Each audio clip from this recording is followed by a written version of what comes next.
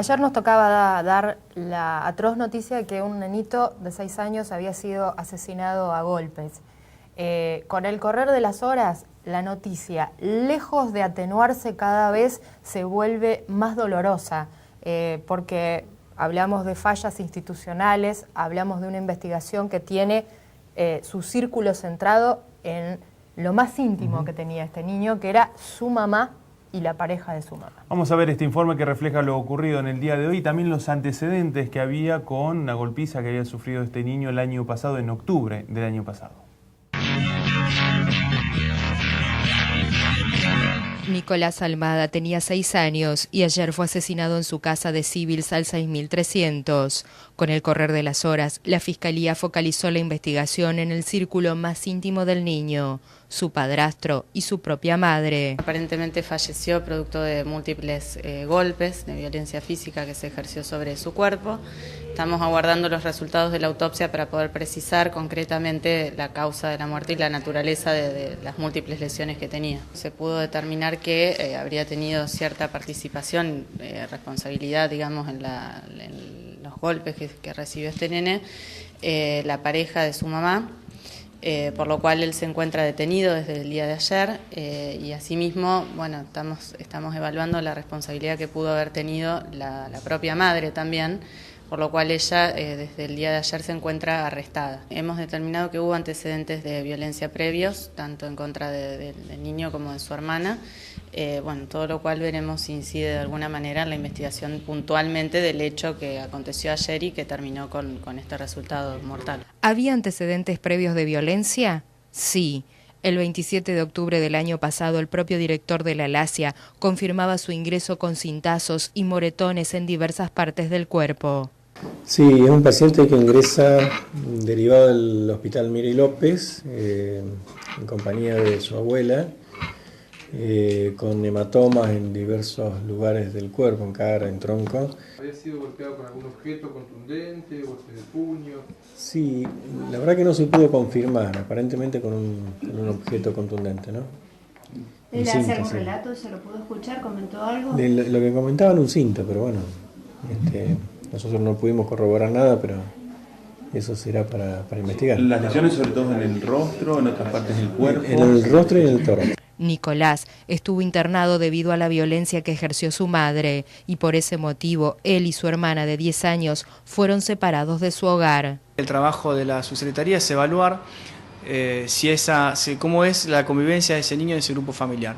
Si hay esa situación de maltrato, que es una vulneración de un derecho sobre la vida o sobre la integridad física de los niños, proviene del propio grupo familiar, la instancia nuestra implica detectar si hay familia ampliada que pueda estar cubriendo esa necesidad de cobijo de ese niño para que se pueda desarrollar un ámbito familiar, o si debemos tomar una medida de protección excepcional, que se llama así, que que implica la separación de ese niño de ese grupo familiar. Preocupa cada vez más los niveles de violencia.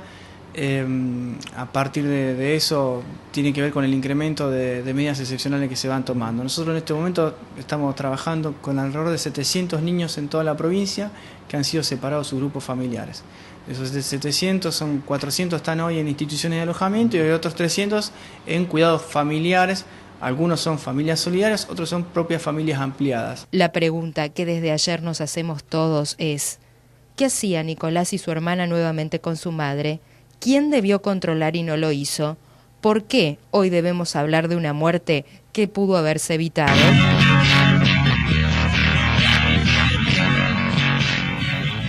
Bueno, para ayudarnos a entender un poco más esto, está con nosotros Adriana Luso, la doctora Adriana Luso del Foro de la Infancia. ¿Cómo estás, Adriana? ¿Qué tal? Buenas noches. Queremos invitarte a vos y a la gente a revivir lo que decía esta mañana la actual directora de Niñez con respecto a este tema puntual de por qué Nicolás y su hermana estaban con su mamá. Los niños se encontraban actualmente bajo una medida de protección excepcional desde octubre del año pasado, que es la fecha en la que ingresa por primera vez al hospital el niño que hoy lamentablemente ha fallecido. Se estaba trabajando la situación, se estaba siguiendo.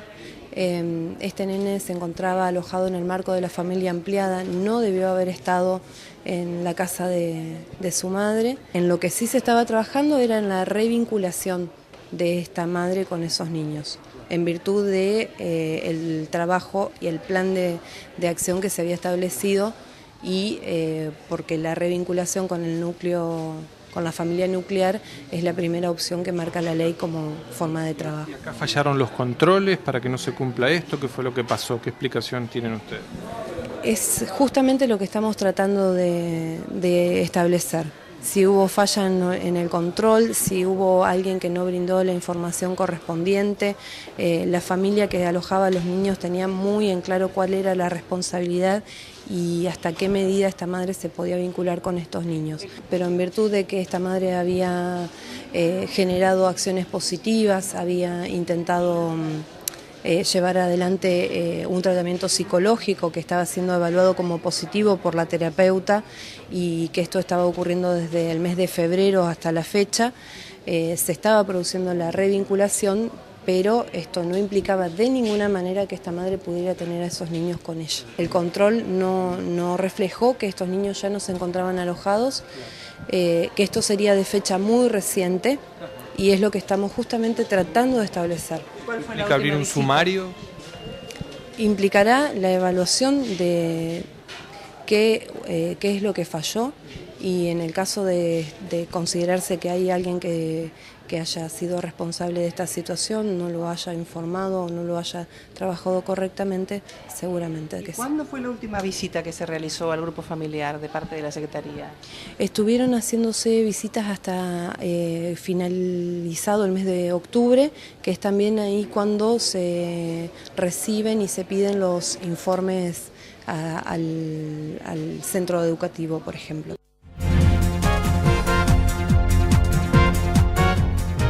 Hoy hay un sumario en curso. Lo que uno se pregunta es, ¿se llegó demasiado tarde, no?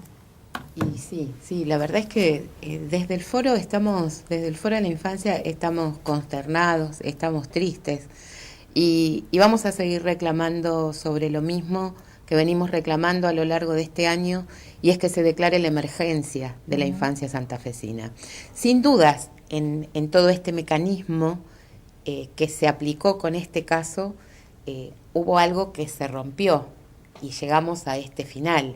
Hubo algo que no se vio. Ahora, recuerdo haber estado charlando con ustedes de esto cuando se escaparon los chicos de Casa Cuna, sí. Y cuando quien era secretario en ese momento dijo que era un hecho menor.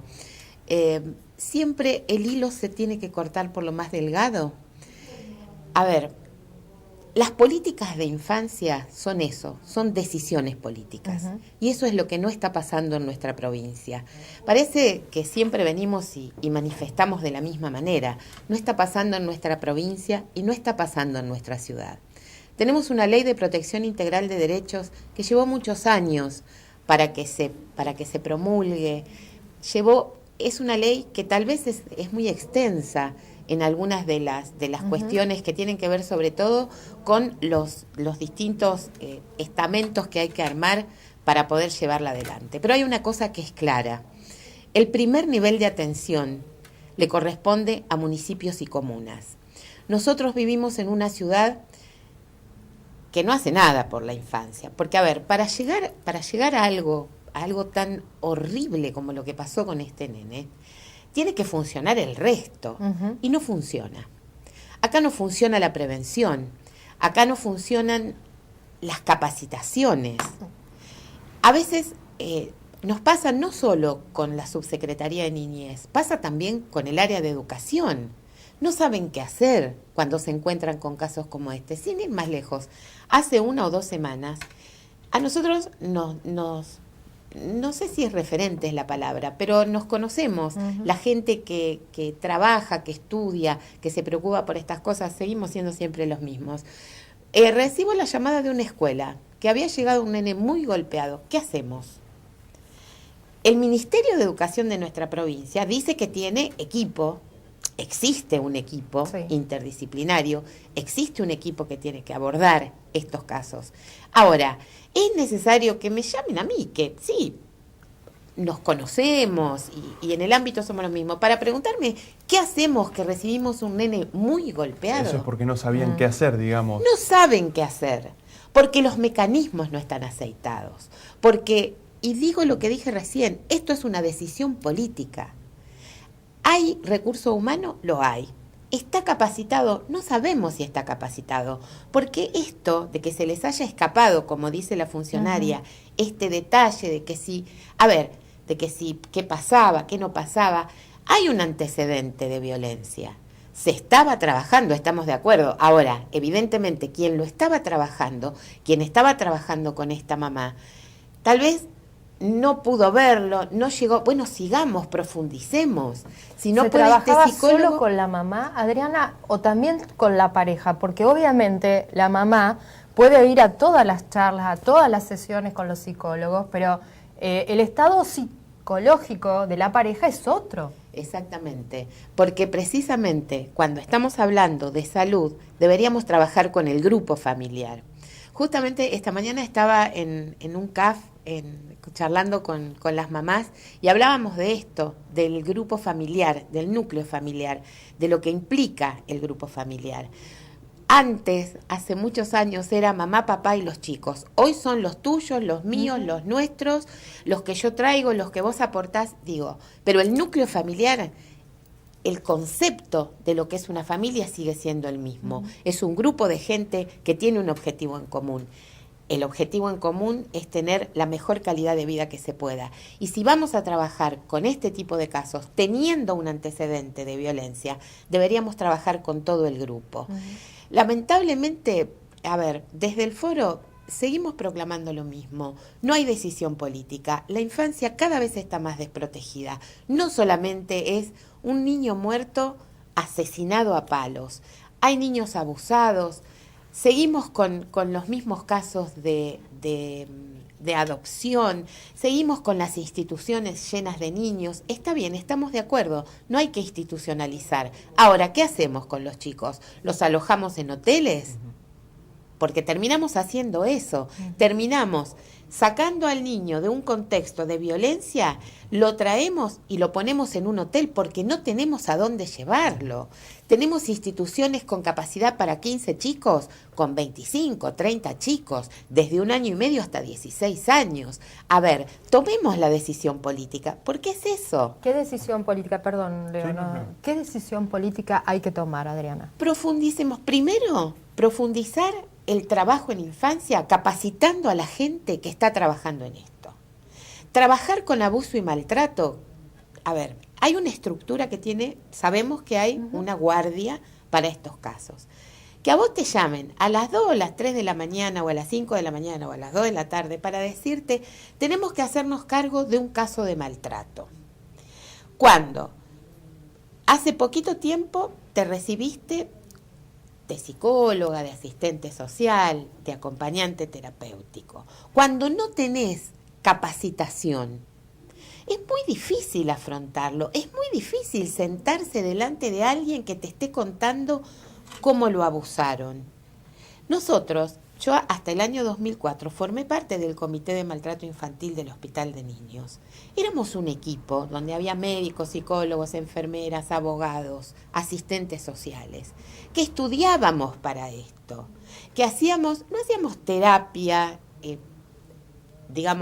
técnicamente hablando, pero nos reuníamos, hablábamos de los casos, porque cuando nos tocaba en el Hospital de Niños, el 80% de los casos de maltrato y de abuso entran por guardia. Éramos médicos de guardia. Nunca afrontamos solos un caso de maltrato. Siempre teníamos que estar de a dos. Necesitas apoyo. Es muy duro. Es muy duro escuchar que alguien te cuente cómo lo violaron. Es muy duro ver un niño con las marcas de los cintazos, con un ojo abollado, una sola persona. Esto es lo que deberíamos hacer.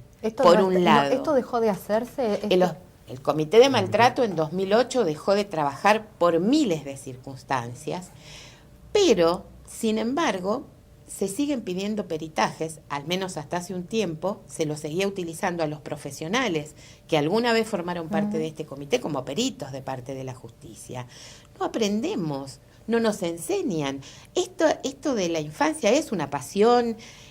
no es fácil, pero también hay que estudiar, también hay que informarse para poder abordar los casos. Eso va por un lado. Y por otro lado, va la cuestión de la prevención.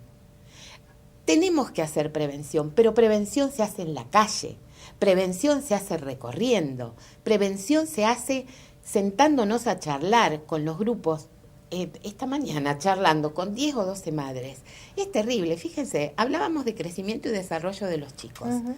En un CAF donde hay chicos hasta 5 años, pero bueno, tomamos todas las etapas. En algún momento, y cuando empezamos a hablar de prevenir, ¿cómo hago yo en 2 horas de estar con alguien para hablar de prevención?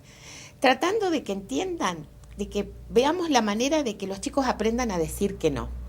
Cuando, por ejemplo, se acerca a alguien y les quiere hacer una caricia, uno se da cuenta cuando alguien se acerca cuál es la intención que tiene. Sí. De eso estábamos hablando. Fíjense que de un grupo de 12 madres, 2 madres contaron que fueron abusadas a los 5 años, a los 6 años. Esto es hacer prevención, es salir, es sentarse, es comunicarnos con cosas simples.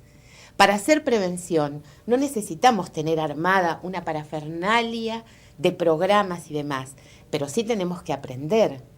Esto es lo que falta en nuestra provincia. Esto es lo que falta, y no falta solo en el área de la Subsecretaría de Niñez. Adriana, teniendo en cuenta lo que ocurrió como en la salida de Cautaz, los problemas en Rosario que bueno, detonaron inclusive esta renuncia, lo que ocurre aquí en Santa Fe, hay una medida de fuerza que van a hacer los trabajadores, y esta cuestión trágica, digamos, y fatal de este niño. ¿Entiende usted que esto va a disparar seguramente algún cambio de postura por parte del gobierno, o es el deseo por lo menos que tienen ustedes desde el foro? Lo que queremos es eso, lo que queremos es que se calcen los pantalones y que en realidad empecemos a pensar en la infancia en serio. Y el primer paso siempre es la prevención. Ojalá, ese es el deseo. El deseo es que podamos empezar a trabajar en prevención. Lo veía recién en el informe a Cristian Allende. Desde el Foro de la Infancia nosotros tuvimos muchísimas diferencias, pero nosotros trabajamos junto con la subsecretaría. Nos apoyamos, podíamos hablar con él. Después de Cristian no pudimos hablar con nadie. Nos sentamos, sí, está bien, vamos a ver. Nos preocupan, como les decía. La cuestión de las adopciones sigue siendo un agujero negro en esto. Sigue habiendo niños a los que no se les da el estado de adoptabilidad y tampoco se trabaja en esto. Sí, parece que la justicia sigue siendo el gran ausente, porque estamos hablando acá de un Estado que tiene muchas patas. Las instituciones, niñez, que tiene la gran responsabilidad de guarda, pero obviamente el que determina si el chico puede volver o no a su ámbito, sí. Es la justicia. Sí, y a la justicia, lo que yo a veces lo que charlamos es, a ver, es tan difícil que se sienten a hablar el Poder Judicial con el Ejecutivo y con el Legislativo. Sin dudas, a la Ley de Protección Integral de Derechos hay que hacerle reformas, hay que mejorarla. Sin dudas, esto de la medida de excepcional se toma desde la Subsecretaría de Niñez. Ahora, en el caso de este chico, ya había pasado al Poder Judicial. ¿Por qué no mejorar los mecanismos? Porque había una citación a la mamá, una citación para imputarla, y la mamá no fue. ¿Por qué no avanzamos en esto? Hay cuestiones, esto me trae a recuerdo este protocolo que se anunció, este protocolo que se hizo en el Ministerio Público de la Acusación. A los chicos hoy se los sigue subiendo a un patrullero para llevarlos a un caso de maltrato o a un caso de abuso. Estamos faltándole el respeto a los chicos. Seguimos faltándole el respeto. Un niño que fue vulnerado en sus derechos, en su derecho más íntimo, en su derecho a la vida, se sube a un patrullero para llevarlo para tomarle declaraciones. Seguimos revictimizando, seguimos haciendo 2, 3 interrogatorios. Decimos desde el foro, ¿por qué no se sientan? ¿Por qué no se pueden sentar? Ese es el primer paso. El primer paso es tomar la decisión política de pensar en la infancia con seriedad, de pensar en que esos niños tienen que llegar a ser adultos felices, íntegros, Cuando no podemos, este caso lo conocimos, lamentablemente, lo conocimos porque llegó a la prensa, porque fue escandaloso. Hay muchísimos niños como este en nuestra provincia, hay muchísimos niños como este en nuestra ciudad. Sí. Entonces, el tema pasa por ahí. Pasa porque nos tomemos en serio a la infancia y no al globito el Día del Niño, porque la infancia nos necesita todos los días. Y esto era para ayer, no era para mañana. Sin duda. Gracias por venir, Adriana. A ustedes. Nueva pausa en Serie de Noticias, ya regresamos.